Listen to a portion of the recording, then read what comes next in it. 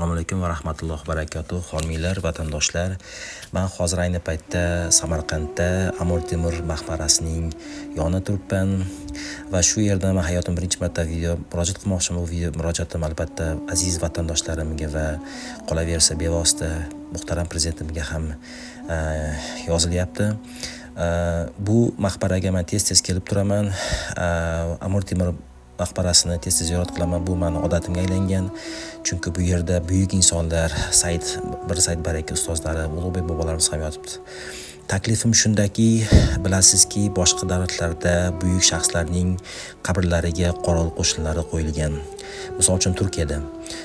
Taklifim shuki, bizda ham shu buyuk inson, aziz insonimiz bo'lgan Sohibqiron Amir Temurning qabrlariga 12 soatli qorovul qo'shinlarini, boshqatdan harbiy elitani yaratgan holda boshqa insonlarga, davlatlarga o'rnak sifatida qo'yishlarini chin dildan xohlardim va so'rardim.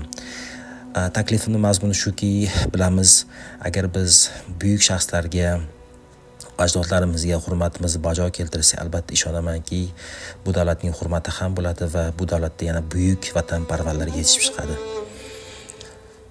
Men chin dildan ishonaman, bu yurt buyuk insonlarni yaratgan bo'lsa, bu albatta yana buyuk insonlarning ona beshigi, ona vatani bo'lajakdir.